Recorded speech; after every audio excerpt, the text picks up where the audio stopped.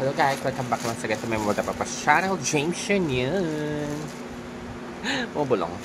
So ngayon mag-unboxing na naman tayo. So makikita nyo naman yung title sa description box. Sa title. O siya. Buksan na natin. So dahil okay naman sa akin yung portable na electric fan last time na nanggaling din sa TikTok shop. So by the way, in-order ko dito sa TikTok shop. Ayan. So naka balot naman siya.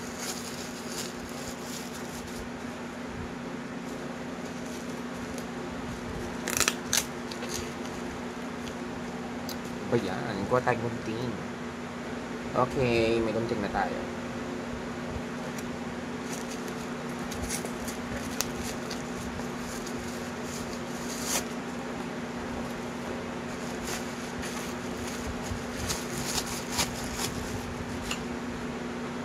So, this is the portable waist fan.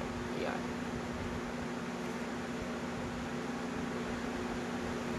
So, meron siyang 10,000 mAh.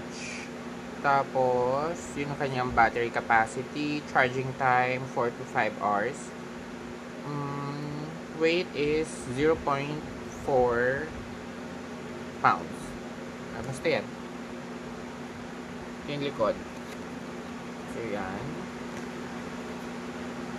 So, meron siya super battery life, 5 speed adjustment, wind, waist mounted design, charging mobile phone. So, pwede kasi siyang power bank. Rechargeable design, strong wind, low noise, security protection, may ganun. So, ito yung mga parameters sa gilid. Kita nyo? Balo na kayo dyan. So, this one is from AuraShare. Saan na nga natin? Tagal-tagal. So, syempre, meron siyang pang USB charger. Cord. And then, yung kanyang neck lace or lanyard niya. Yan.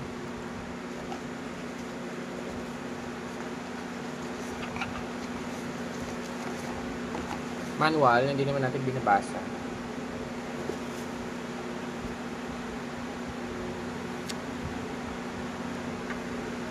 And then, yung mismong fan na. So, ito siya. Ang in-order ko is yung color gray. Yan. So, meron siyang pa-clip dito. Tapos, portable waist fan model K50. Yan. Basta yan siya. Tapos, magkabilang gilid may ganito. Yung power button. Ewan ko ano ba to. Yung charging port. USB kung gusto mong mag-charge kasi 10,000 mga siya. Tapos, ito yung mini flashlight niya. Di bombong. May flashlight. Paano yung binubuksan?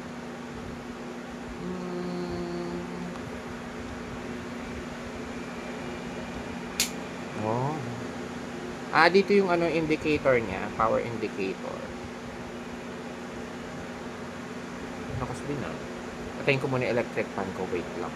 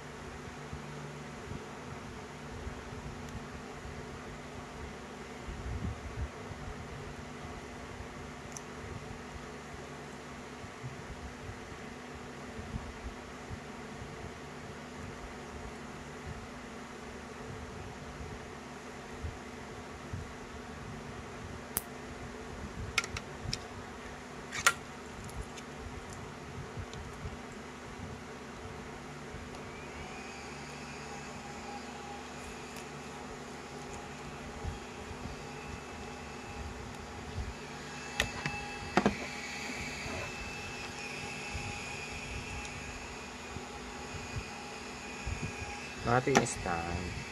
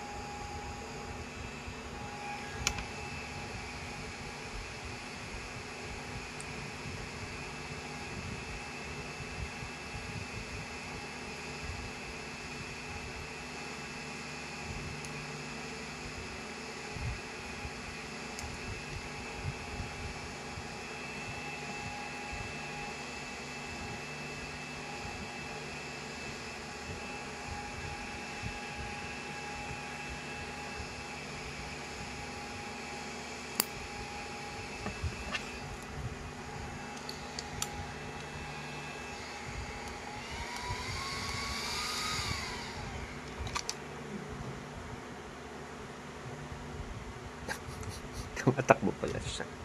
So, yan. Ito pala yung stand niya. Yan. So, pag ganyan yan. So, paano ito binubuksan?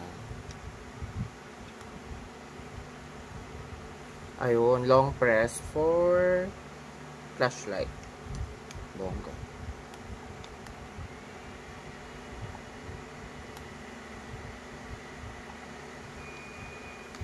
Yan siya. Tapos ito yung lanyard niya.